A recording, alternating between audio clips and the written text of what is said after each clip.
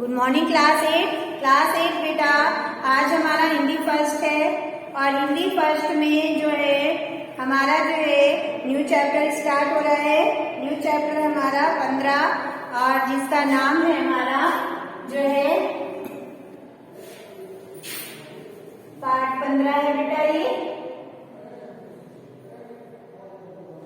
जिसका नाम है सूर्य के पद। ठीक है, तो सूर्य के पद है हमारा पार्ट 15। इससे पहले हम लोग ने अकबरी लोटा पढ़ा था। आज हम लोग सूर्य के पद के बारे में पढ़ेंगे। तो सूर्य के पद क्या होता है? सबसे पहले हम लोग सूरदास के बारे में जानेंगे।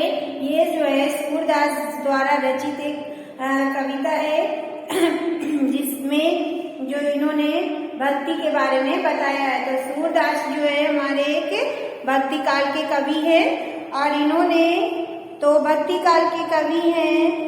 कवि की सद्गुण भक्ति धारण की, कृष्ण भक्ति, इन्होंने कृष्ण की भक्ति में प्रमुख सूरदास का जन्म, मतलब जो सूरदास जी हैं इन्होंने कृष्ण भक्ति में कई कविताएं लिखी हैं। ठीक है, इनका जन्म हुआ था 1478 ईस्वी में रूनकता क्षेत्र में हुआ था। ऐसा कहा जाता है कि वे जन्मांध थे, यानी कि वे जन्म से ही अंधे थे और उनके गुरु वल्लभाचार्य थे।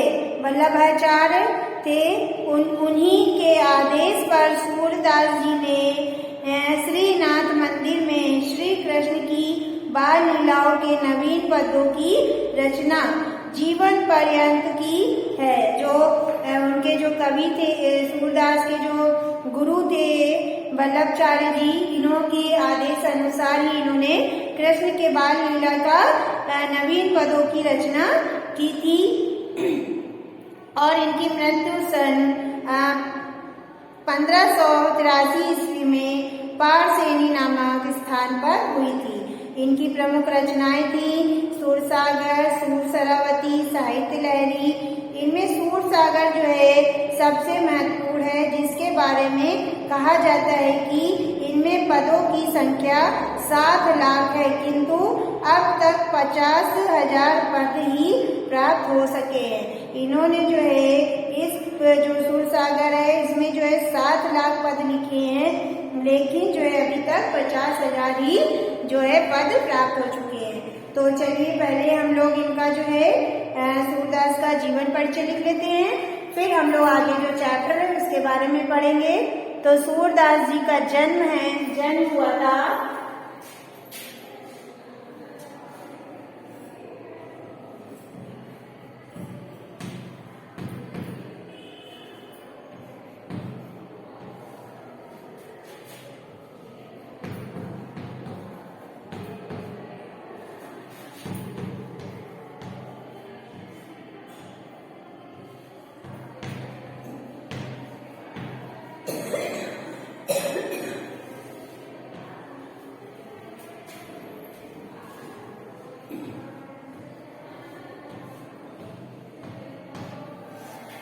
जन्म कब हुआ था बेटा इनका? सन 1478 में,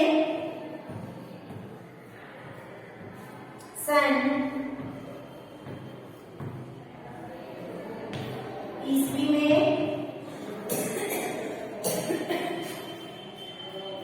रूनकता क्षेत्र में हुआ था।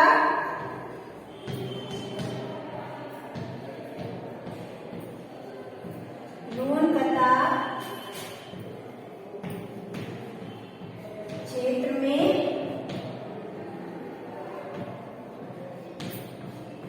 हुआ था। ठीक है,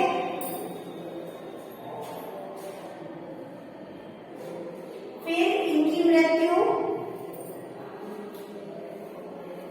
भी हुआ था तथा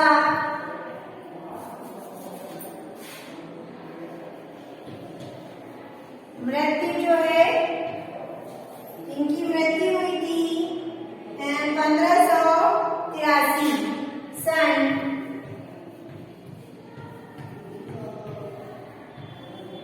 ईस्वी में 1583 ईस्वी में पारसेनी नामक स्थान पर हुई थी। पारसेनी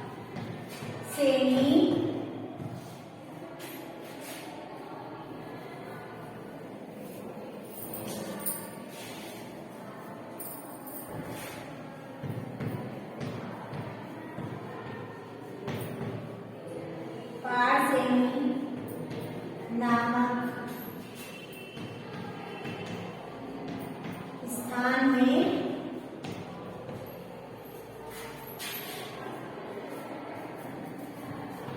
हुई थी। ठीक है, इनकी रचनाएं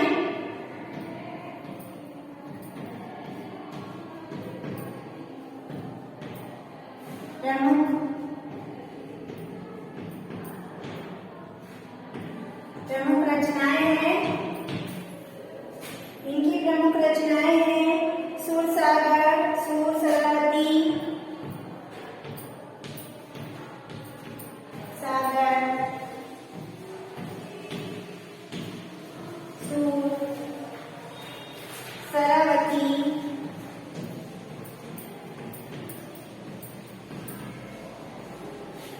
सूर सरस्वती और साहित्य लहरी तथा साहित्य लहरी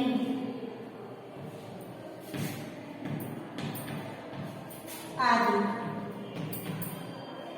ठीक है, तो ये इनकी प्रमुख रचनाएं थी। अब बेटा देखिए, हम लोग इसके पद के बारे में पढ़ेंगे। जो हमारा चैप्टर है सूर के पद, इन्होंने जो है सूर के अपने पदों में क्या क्या लिखा है इस चैप्टर में, ये देख लीजिए। तो पहले देखिए, सूर के पद नामक प्रस्तुत पाठ में कवि द्वारा कृष्ण की बाल लीला का वर्णन है। श्री कृष्ण बाल सुलभ स्वभाव वंश माता यशोदा की से पूछते हैं कि उनकी चोटी कब बड़ी होगी। दूसरे पद में श्री कृष्ण द्वारा चोरी से माखन खा लेने की शिकायत एक गोपी द्वारा माता यशोदा से किए जाने का सुंदर वर्णन हुआ है। तो पहली पंक्ति में क्या है, श्री कृष्ण की चोटी के बारे में बताया गया है, और दूसरी पंक्ति में जो श्री कृष्ण जी माखन चुरा के खा लेते हैं, तो वो जो है वहाँ की जो गोपी है माता यशोदा से जो उनका चोरी के बारे में बताती है, उसका वर्णन किया है। ये पद श्री कृष्ण की बाल लीलाओं के वर्णन अपनी सहजता, मनोवैज्ञानिकता और स्वाभाविकता के कारण अद्वितीय बन गए हैं। कवि ने बाल कृष्ण की चेष्टाओं, रुचियों, क्रीड़ाओं, वृत्ति और उनके स्वभाव का सुंदर और मामर्स पर चित्रण किया है। तो कवि ने जो है श्री कृष्ण की बाल लीलाओं का वर्णन इस पंक्ति में किया है। तो पहली पंक्ति है, मैया कभी बढ़ेगी चोटी,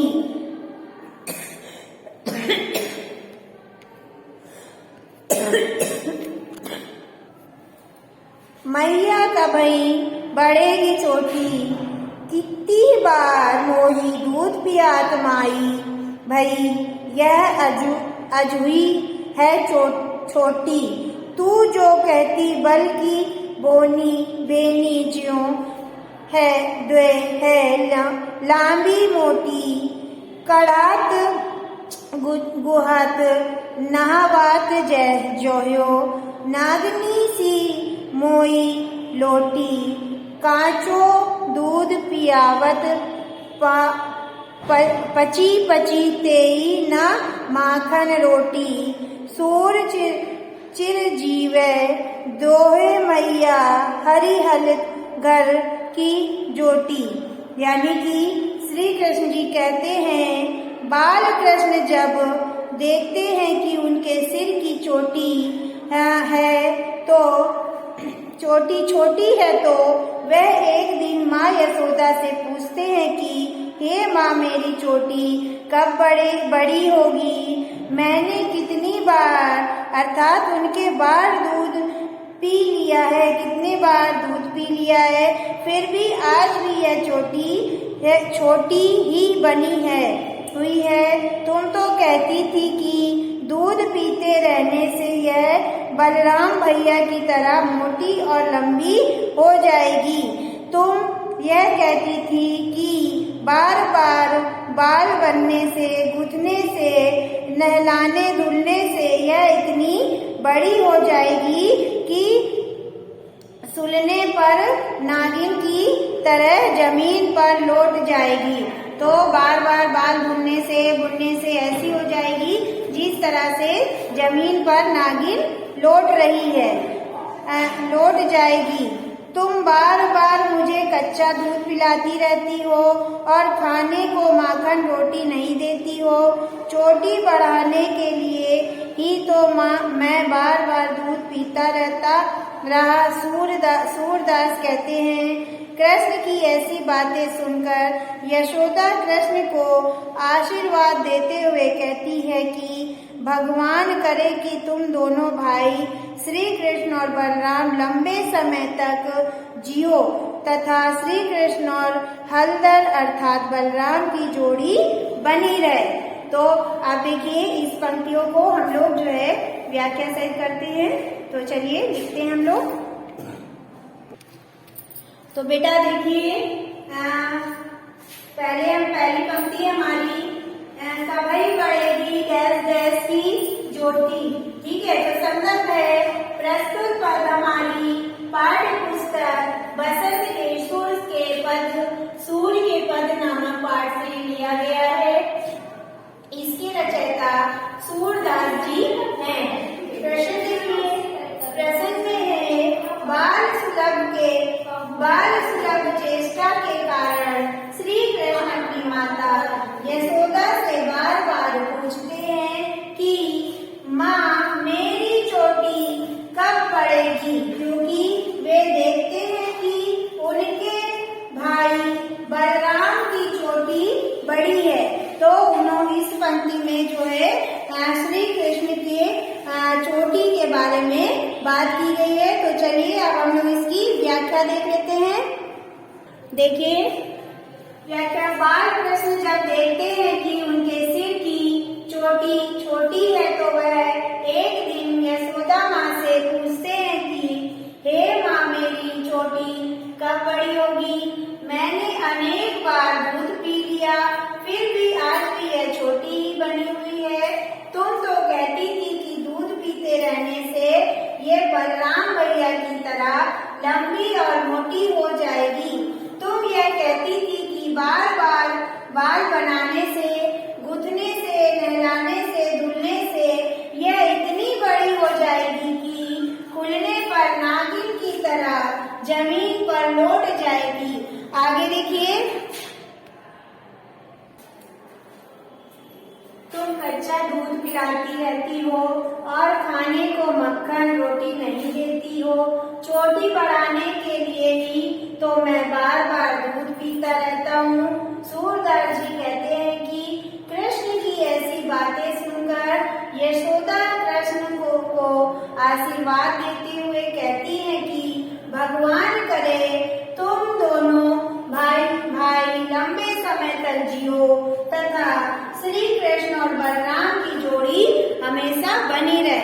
तो बेटा ये हमारी जो पहली पंक्ति थी इसकी हमने व्याख्या करवा दी है संदर्भ और प्रश्न सहित। तो बेटा कल की क्लास में हम लोग जो है दूसरी पंक्ति जो है उसकी व्याख्या करवाएंगे।